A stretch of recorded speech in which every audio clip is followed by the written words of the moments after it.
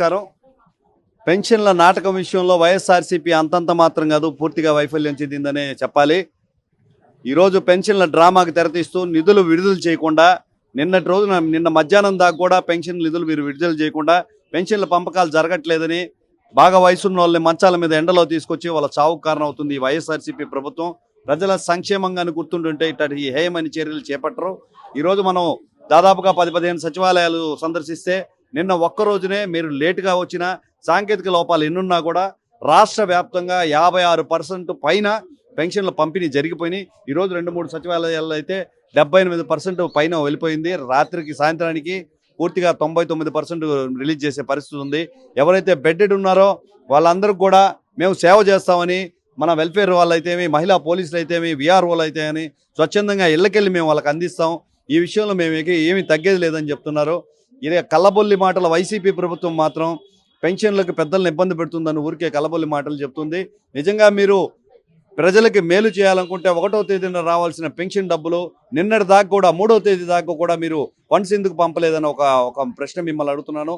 అదేవిధంగా మద్యం పంపిణీ విషయంలో ఉపాధ్యాయుల్ని చేత బ్రాందీ అందించిన మీరు ఈ 2 రోజులు సేవ చేస్తే, 2 రోజులు కాదు కేవలం అరపూట సేవ చేస్తే ఉపాధ్యాయులందరూ కూడా ఈ పెన్షన్లందరూ కూడా ఇళ్ళకు కాదు వాళ్ళ బీరువాలో పెట్టే పరిస్థితి అవకాశం ఉంది. ఎందుకు దీన్ని ఉపయోగించుకోలేకపోతున్నారు? ఏ అవకాశాన్ని వచ్చినా కూడా వాళ్ళ గొప్పలు చెప్పుకునే దానికే కానీ ప్రజల సంక్షేమానికి ఎక్కడ కూడా ఉపయోగపడే పరిస్థితే లేదు. కానీ ప్రభుత్వం మాత్రం ఇక్కడ ఎంతోమంది పెద్దలు వస్తున్నారు, కనీసం మంచినీటి వసతి కల్పించాలి, వీళ్ళకి షెడ్లు ఏదైనా టెంపరీ టెంట్లు ఏర్పాటు చేయాలనే విషయంలో మాత్రం ఫెయిల్ అయింది. ప్రజల సంక్షేమం పట్టదు. ఎంతసేపటికి ఎత్తి చూపే ప్రభుత్వం, చేతకాని ప్రభుత్వం. మొన్నటి రోజున వైఎస్ఆర్సీపీ ప్రజానాయకులు చూస్తూ అప్పు చేసి అభివృద్ధి సాధించారనేదో లెక్కలు చెప్పారు మన చంద్రశేఖర్ రెడ్డి గారు 660 కోట్లు ఏదో సంథింగ్ అప్పు తెచ్చారని చెప్పారు. మీరు చేసే అభివృద్ధి పనులు కానీ సంక్షేమ పథకాలు కానీ తాకట్టు పెట్టి మరీ అప్పు తెస్తున్నారు. ఆ రోజుల్లో అప్పే తెచ్చారు, ఈరోజు తాకట్టు పెట్టి అప్పు తెచ్చుకోవాల్సిన పరిస్థితి ఉంది. అంత డబ్బు ఖర్చు పెట్టి డ్రైనేజ్ వ్యవస్థ, మినరల్ వాటర్ ప్లాంటు, మరొకటి అన్ని డెవలప్ చేశారని చెప్పి మీరు ఆ కనెక్షన్లు ఎందుకు లేకపోయారు? పదే కనెక్షన్ గురించి ప్రస్తావిస్తున్నారు. 2 సంవత్సరాల్లో ఇంత అభివృద్ధిని తీసుకొచ్చిన నారాయణ గారు కనీసం మీరు కనెక్షన్లు ఇప్పించలేకపోయారని చెప్పి మిగిలిన వాళ్ళందరూ కూడా బాధపడుతున్నారు. పదే దీని గురించి ప్రస్తావించబాకండి. 5 సంవత్సరాల పాటు మీరు కనీసం డ్రైనేజ్ వ్యవస్థని కనెక్షన్లు ఇవ్వడానికి కూడా వైఫల్యం అయ్యారు. ఎండ్ టు ఎండ్ రోడ్లతో కార్పొరేషన్ 4 మూలలో ఏ వీధిని అడిగినా కూడా నారాయణ గారు సాధించిన అభివృద్ధి తెలుస్తుంది. నగరంలో ఏ సందుకెళ్ళినా కూడా నారాయణ గారికి పట్టం కడుతున్నారు. వాళ్ళ మిస్సెస్ సతీమణి రమాదేవి గారు అయితే, 2 కూతుళ్ళు అయితే, నారాయణ గారు అయితే ప్రజల్లోకి వెళ్తుంటే ప్రజలు బ్రహ్మరథం పెడుతున్నారు. వేలాదిగా ప్రజలకు వాళ్ళకి మద్దతు తెలుపుతున్నారు. రాబోయేది ప్రజాప్రభుత్వమే. సంక్షేమ పథకాలకు కానీ ప్రజా శ్రేయస్సుకు కానీ మా ప్రజాప్రభుత్వం వ్యతిరేకం కాదు. మరింత సంక్షేమం అందిస్తాం, మరింత అభివృద్ధిని సాధిస్తామని కూడా తెలియజేస్తున్నాను. వైఎస్ఆర్సీపీ మాటలు నమ్మొద్దు. సంక్షేమ పథకాలు యాజిటీస్గా కొనసాగుతాయి. అభివృద్ధి అనేది సాధిస్తుంది ప్రజాప్రభుత్వం. ప్రజలందరూ కూడా తెలుగుదేశం, జనసేన, బీజేపీ అభ్యర్థులకు ఓటేసి గెలిపించాల్సిందిగా కోరుతున్నాను. జై జనసేన. కోటి కిషోర్ గారు, వాలంటీర్లు ఉండేది ఒక సచివాలయానికి 10 మంది 15 మంది ఉన్నారు. అదేవిధంగా సచివాలయం ఉద్యోగస్తులు 10-15 మంది ఉన్నారు. అయితే వీళ్ళ బదులు సచివాలయం ఉద్యోగస్తులు అందరూ పనిచేస్తే డెడ్ ఈజీగా ఈ పింఛన్ పంపిణీ పూర్తిగా సక్సెస్ఫుల్ అవుతుంది కదా? ఖచ్చితంగా అండి. దానికి నిదర్శనం ఈరోజు మనం చూసిన విషయమే. ఇక్కడున్న 10-15 మంది సిబ్బంది ఎవరైతే ఉన్నారో ఒక్క రోజులోనే దాదాపుగా 53% పూర్తి చేశారు. ఈరోజు 99% పూర్తి చేస్తామని గర్వంగా చెప్తూ ఉన్నారు. ఈ 10 మంది కాక బయట 10 మంది ఎవరైతే ఉన్నారో మిగిలిన పనులకి ఏమైనా ఉపయోగించుకోవచ్చేమో, కానీ ఈ సంక్షేమ పథకాలకు ఉపయోగించుకోవడం వేస్టే. ఇదంతా ప్రజాధనమే, దుర్వినియోగం అవుతుందనే చెప్పాలి. ఈ 10 మంది చేయగలిగిన పనిని 20 మందితో చేపిస్తున్నారు. వాళ్ళు కూడా ఒకే రోజులో ఇచ్చే పరిస్థితి అయితే లేదు. 3 రోజులు 4 రోజులు తిప్పే పరిస్థితి కూడా ఉంది. ఖచ్చితంగా ప్రభుత్వం అనుకుంటే ఏదైనా సాధించవచ్చు. ఈ 10 మంది సిబ్బందితోనే కొనసాగించవచ్చు. కేవలం కక్షపూరితంగా ప్రతిపక్షాల మీద బురద జల్లే ప్రయత్నమే కానీ మరొకటి కాదని తెలియజేస్తారు. అయితే మీరు 1వ తేదీ నుంచి ఇప్పటి వరకు తిరిగారు, అయితే అన్ని సచివాలయాలు తిరిగారు, ప్రజల్ని కనుక్కుంటున్నారు. ప్రజల స్పందన ఎలా ఉంది? ప్రజల స్పందన అదేనండి. ఈ రోజుకి మేము ఇక్కడికి రావాల్సి వచ్చిందనే తప్పిస్తే ప్రజలు ఎవరు కూడా మా సంక్షేమ పథకాలు నిలిపివేస్తారనే ఆందోళనలో అయితే లేరు. 1వ తేదీ అందాల్సిన పెన్షన్ 3వ తేదీ దాకా ఎందుకు అందాలనే ఆందోళనే. 1వ తేదీ నిధులు వైఎస్ఆర్సీపీ ప్రభుత్వం విడుదల చేయలేదు. ఇది ఖచ్చితంగా అందరూ చేయాల్సిన నిజం. 1వ తేదీ విడుదల కావాల్సిన పెన్షన్ నిధులు 3వ తేదీ దాకా జాప్యం చేయడం కొన్ని చోట్ల 2-3 మధ్యాహ్నం 2-3 గంటలతో కూడా విడుదల చేయకపోవడంతో అధికారులు ఎవరు వాళ్ళ ఇళ్లలోంచి డబ్బులు తెచ్చిలేరు కాబట్టి ఈ లేట్ అయితే జరిగింది కానీ మరొకటి కాదని తెలియజేస్తున్నాను. అంటే వాలంటీర్లని ఎలక్షన్ సమయంలో మీ టీడీపీ కానీ ఇండియన్ ప్రభుత్వంలో ఈ యొక్క వాలంటీర్లను ఎట్లా చేయాలి, ఎన్నికల కమిషనర్కి మీరే ఫిర్యాదు చేశారు.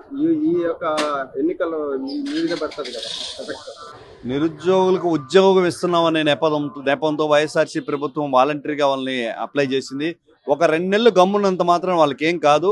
వైఎస్ఆర్సీపీ కార్యకర్తలుగా వ్యవహరిస్తున్న వాలంటీర్స్ ఎవరైతే ఉన్నారో వాళ్ళని డబ్బు ఆశ చూపించి ఈరోజు వైసీపీ ప్రతిపక్షాలు వాళ్ళ కార్యకర్తలుగా చేసుకుంటున్నాయి. ప్రతి ఇల్లు తెలిసి ఉంటుందని ఈ ప్రయత్నాన్ని అడ్డుకునే ప్రయత్నమే ప్రజాస్వామ్య దేశంలో ఈ ఎన్నికల సమయంలో వాళ్ళని ఇన్ఫ్లుయెన్స్ చేయకూడదని 2 నెలలు ఆపమన్నామే కానీ వాలంటరీ వ్యవస్థకి మేము వ్యతిరేకం కాదు. వాళ్ళు ఎవరికి జవాబుదారీ, వాళ్ళు చేస్తున్న పనులేంది, వాళ్ళు ఎవరి అథారిటీతో చేస్తున్నారు, ఈ రోజు ఉండి రేపు వెళ్ళిపోయే వాలంటరీ వ్యవస్థకి ఎవరు జవాబుదారీ అని మాత్రమే మేము అడుగుతున్నాం.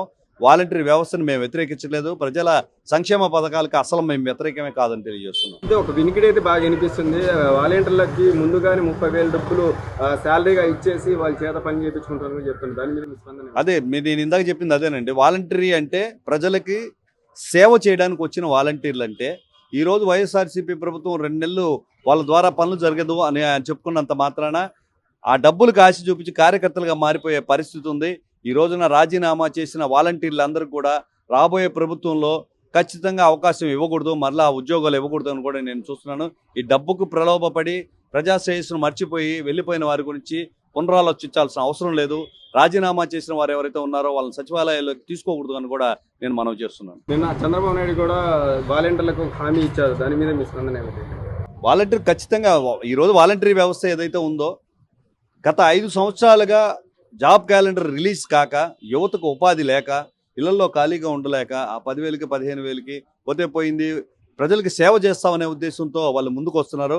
నిజంగా రాజీనామాలకు డబ్బు ప్రలోభాలకు లొంగి రాజీనామాలు చేసి కార్యకర్తలుగా మారుతున్న వాళ్ళు కాకుండా ప్రజా శ్రేయస్సు కాంక్షించి వాలంటరీగా ఉన్న వ్యవస్థను అంతా కూడా ప్రజాప్రభుత్వం కాపాడుతుంది. వాళ్ళకి తగిన ఉద్యోగాలు ఇచ్చి గౌరవించుకుంటామని కూడా తెలియజేస్తున్నాం. చివరిగా మీ జన సైనికులు ఎలా పనిచేస్తున్నారు ఈ యొక్క పింఛన్దారులు? అధ్యక్షులు పవన్ కళ్యాణ్ గారి పిలుపు మేరకు పెన్షన్లు ఎవరికైనా అందకపోతే మీరు ఇళ్ల దగ్గరికి వెళ్ళి వాళ్ళని వాహనాల్లో తరలించండి. అదేవిధంగా ఎక్కడైనా అధికారులను రిక్వెస్ట్ చేసి బెడ్డెడ్ ఏమైనా ఉంటే వాళ్ళని ఇళ్ళకి వెళ్ళే విధంగా మీరు అభ్యర్థించండి అన్నారు. జనసేన జిల్లా వ్యాప్తంగా మేము నగరంలో పర్టికులర్గా ఎవరైతే పెన్షన్లు వస్తున్నారో వాళ్ళ ఇళ్ళకి వెళ్ళి కనుక్కోవడం జరిగింది. మా డివిజన్లో ఉన్న నాయకులందరూ కూడా ఆయా ప్రాంతాల్లో వాళ్ళకి ఏమైనా ఇబ్బందులు ఉన్నాయా, మేము ఏమైనా తీసుకెళ్ళగలమా, ట్రాన్స్పోర్టేషన్ ఏమైనా తీసుకోగలగలరా అని చెప్పి చూస్తున్నాము. ఎక్కడ ఏ విధంగా ఉపయోగపడగలిగితే అడంతా కూడా జన సైనికులు ఉపయోగపడతారు. అదే నేను ఇందాక చెప్పింది అదేనండి. వాలంటరీ అంటే ప్రజలకి సేవ చేయడానికి వచ్చిన వాలంటీర్లు. అంటే ఈరోజు వైఎస్ఆర్సీపీ ప్రభుత్వం 2 నెలలు వాళ్ళ ద్వారా పనులు జరగదు అని చెప్పుకున్నంత మాత్రాన ఆ డబ్బులకు ఆశ చూపించి కార్యకర్తలుగా మారిపోయే పరిస్థితి ఉంది. ఈ రోజున రాజీనామా చేసిన వాలంటీర్లందరూ కూడా రాబోయే ప్రభుత్వంలో ఖచ్చితంగా అవకాశం ఇవ్వకూడదు, మరలా ఉద్యోగాలు ఇవ్వకూడదు అని కూడా నేను చూస్తున్నాను. ఈ డబ్బుకు ప్రలోభపడి ప్రజా శ్రేయస్సును మర్చిపోయి వెళ్ళిపోయిన వారి గురించి పునరాలోచించాల్సిన అవసరం లేదు. రాజీనామా చేసిన వారు ఎవరైతే ఉన్నారో వాళ్ళని సచివాలయాల్లోకి తీసుకోకూడదు అని కూడా నేను మనవి చేస్తున్నాను. ట్రాన్స్పోర్టేషన్ ఖచ్చితంగా జన సైనికులను వాడుకోమని చెప్పి ఈరోజు పిలుపిస్తున్నాను. Okay, thank you.